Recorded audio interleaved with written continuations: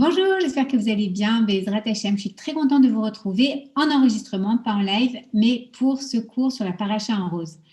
Alors cette semaine, la paracha de la semaine, c'est Vaera. Dans Vaera, on voit Hachem qui vient dire à Moshe Rabbeinu, Moshe, tu vas aller voir Paro, donc le pharaon, et tu vas aller lui parler pour moi. Et Moshe, tu vas lui demander bien évidemment de libérer les Hébreux. Moshe est impressionné par ça et il dit non, et moi si je parle, ce sera jamais bien pris par le pharaon, ne m'écoutera pas. Il vaut mieux que ce soit mon frère Aaron. Et donc Hachem va aller s'adresser à Aaron. Et en plein milieu de cette conversation, d'accord, que nous retrace la Torah, eh bien Hachem désigne Aaron comme porte-parole de Moshe. Et il lui donne les instructions pour approcher Paro. Et soudainement, la paracha, elle met pause. Et là, on voit apparaître toute une liste de noms de patriarches de la lignée de Lévi, qui sont Amram, Aaron, Moshe, donc dans ce bel ordre, dans ces bels arbres généalogiques de la tribu de Lévi. Okay.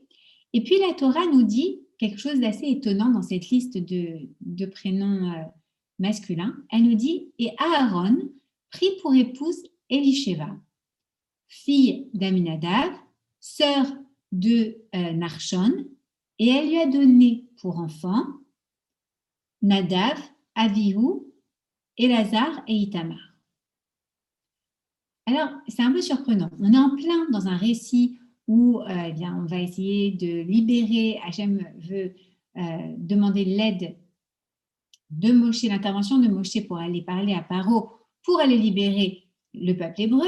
Et d'un seul coup, on a déjà un premier arrêt sur image avec cette liste de noms et un deuxième arrêt sur l'image avec cette histoire. Pourquoi est-ce qu'il y a Elisheva qui est mentionné? Pourquoi est-ce qu'on ne parle pas de toutes les autres épouses de la liste de noms?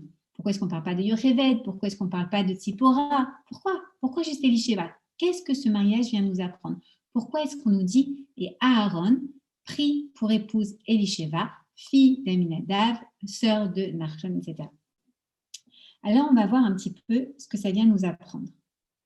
D'abord, on sait, je vous fais un petit rappel, que Aaron était Aaron HaKohen. C'est-à-dire que Aaron, c'est le premier Kohen dans tout Am Israël. C'est lui qui, le premier, va prendre bien la place à la tête de cette dynastie de la Keuna, d'accord, des Kohanim. Et il va être le premier grand prêtre de tous les Béné Israël lorsqu'il y aura plus tard l'inauguration du Mishkan. Alors bon, on sait que certains disent derrière chaque grand homme, il y a une grande femme. Dans la Torah, c'est pas comme ça, c'est avec chaque grand homme est une grande femme, d'accord? Et on se dit donc, bon, il vient juste nous parler de cette épouse qui doit être forcément grande, elle aussi, d'accord? Pourquoi pas? Mais Yocheved aussi, et Tzipora aussi. Alors pourquoi juste Elisheva? On va voir pourquoi aujourd'hui. D'abord, l'objectif de cette énumération à ce moment-là, c'est de nous montrer la grandeur des pères de cette Kehuna, de ces Kohanim, d'accord? On sait que on devient Kohen de père en fils, d'accord? Et donc, la Torah vient nous donner un petit indice. Écoute, c'est vrai que les Kohanim, ils vont être de père en fils. Mais tu sais quoi? Il ne faut pas laisser de côté l'intervention de la maman, de la mère, de l'épouse dans cette lignée merveilleuse des Kohanim. Et on pourrait croire donc qu'elle n'a pas d'influence, mais en réalité, oui, elle a une influence. C'est pour ça donc qu'elle s'arrête, la Torah, dans cette énumération de prénoms masculins, pour y placer Elisheva. Elisheva, qui était donc la femme d'Aaron, la fille d'Aminadav. Aminadav était un grand dans la tribu de Lévi, d'accord? Pardon, de Yehuda, pardon, pas de Lévi. Aaron venait de la tribu de Lévi. Aminadab de la tribu de Yehuda. Yehuda, c'est la tribu qui donnerait naissance à la royauté d'Israël. Donc, on voit ici que Élisheva, lorsqu'elle se marie avec Aaron, eh bien, elle va unir en fait la dynastie des Kohanim, donc de leaders spirituels, de prêtres, d'accord, avec son sang royal, entre guillemets, puisqu'elle vient de la tribu de Yehuda. Elle est la fille d'Aminadab. Elle est également la sœur de Narshon, Ben Aminadab, donc, qui aura, lui, un très grand rôle, on le verra au moment de la sortie d'Égypte dans quelques semaines. Donc, Élisheva, elle est déjà très spéciale. On vient nous dire qui est son père, qui est son frère, et bien sûr, on cite aussi son mari et ses enfants. Mais donc, elle ne vient pas de nulle part. Elle est déjà née d'une grande lignée, Élisheva. Élisheva, on voit que son frère, c'est un homme qui a une immense émouna, on le verra dans quelques semaines. Son père aussi d'une grandeur incroyable. Élisheva, déjà, elle nous apparaît, elle nous est présentée à ce moment-là comme une femme pleine de émouna, digne d'une reine, d'accord? Et à ce moment-là, lorsqu'elle s'unit avec Aaron, lors de leur mariage, eh bien, on va voir en fait un premier couple extraordinaire, une union de deux tribus, une union de deux tribus qui représentent donc la prêtrise d'un côté, la Kehuna, la grandeur spirituelle, et de l'autre côté, la royauté. Et on voit qu'ils sont unis, même dans l'adversité. On verra pendant la parashat Shmini qu'un moment qui va devenir, en fait, qu'on pensait être l'immense journée d'inauguration du Mishkan. Donc, je vous rappelle, le Mishkan, c'est le temple portatif, entre guillemets, que les Hébreux ont construit dans le désert et qui les suivaient partout où ils allaient avec eux dans le désert. Avant, donc une fois que les Hébreux seront sortis d'Égypte, ils vont recevoir des prescriptions, comment construire ce Mishkan, comment servir, comment faire les sacrifices dans ce Mishkan. Et le jour de l'inauguration du Mishkan, pendant la paracha Shmini, on apprend donc que Élisheva, comment est-ce qu'elle était? Imaginez, son beau-frère, c'est Moshe Rabbeinu. Il devient le roi de la nation d'Israël. Son mari, Aaron, devient le Kohen Gadol, le grand prêtre qui va servir pour la première fois dans le Mishkan. Ses fils sont des Kohanim, Nadav et Avihu. Et son frère, Narshon, est un Nassi, un prince, un des 12 princes. Et son neveu, Betzalel, est l'architecte de ce temple, de ce Mishkan. Imaginez la fierté de cette femme, Élisheva, d'une grandeur immense, qui va voir toute sa famille heureuse de pouvoir enfin servir Hachem avec le rôle que chacun a reçu, qui est un rôle unique dans toute la nation d'Israël. Ça devait être le jour le plus merveilleux de sa vie, sans doute, et un des plus merveilleux pour toute la nation d'Israël. Mais ce jour-là, Élisheva et Aaron vont vivre une vraie tragédie, puisque leurs fils, Nadav et Avihu, vont entrer dans le Mishkan et ils vont réaliser une offrande d'encens qui n'était pas autorisée. Eux l'ont fait, bien sûr, par passion, par amour, par dévotion pour Hachem, mais elle n'était pas autorisée et leur âme va quitter leur corps. Ils vont être pris de ce monde, ils vont mourir ce jour-là, le jour de l'inauguration. Et pourtant, qu'est-ce qui va se passer? On va voir Élisheva qui va garder sa dignité. On va voir Élisheva, cette mère incroyable, devenir une femme encore plus grande. Pourquoi? Parce qu'on l'a dit, Élisheva, elle venait d'une famille où il y avait une émouna chez les mâts, une immense confiance en Dieu, une immense foi en Dieu.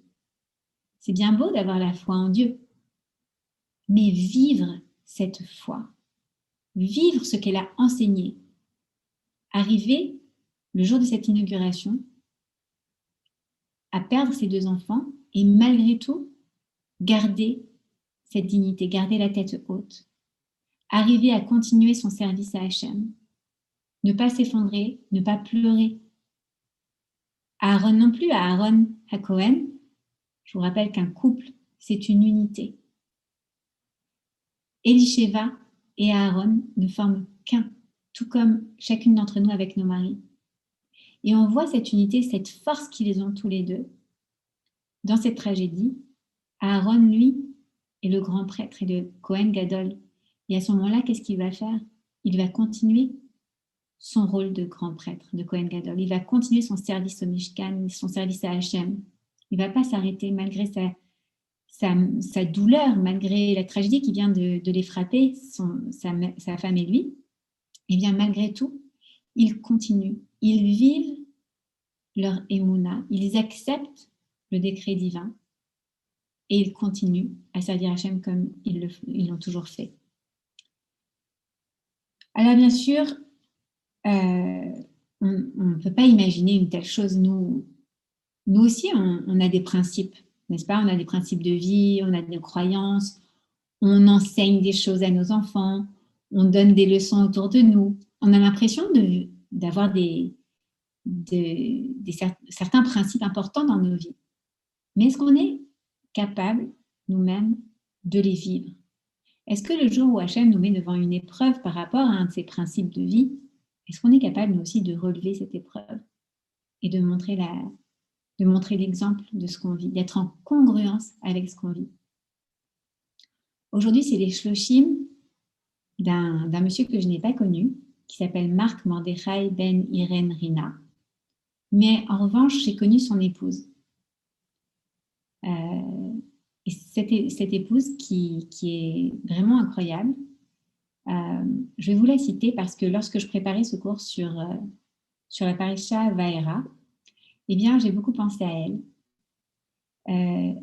Cette femme est une thérapeute qui est également formatrice en thérapie et en décodage biologique.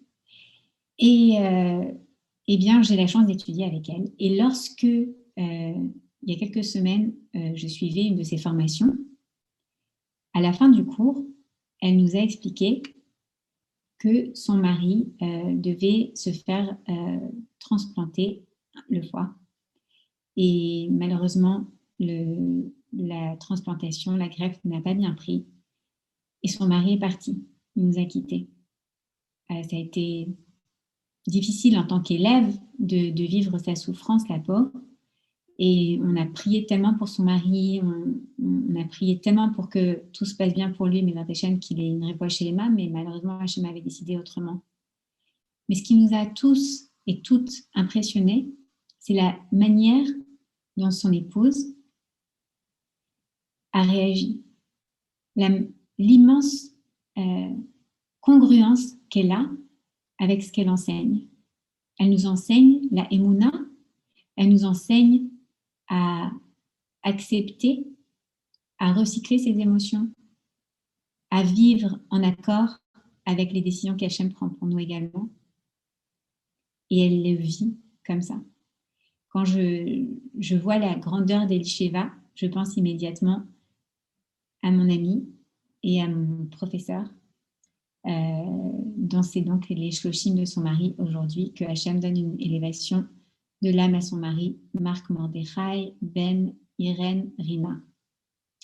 Donc voilà, est-ce qu'on est capable, nous aussi, de s'inspirer de cette femme, Elisheva, dont la grandeur est d'ailleurs citée dans un midrash qui commente Eshet Raïl, vous savez, ce merveilleux poème de Shlomo Ameler qu'on lit juste avant le Kiddush, le vendredi soir dans les familles séfarades.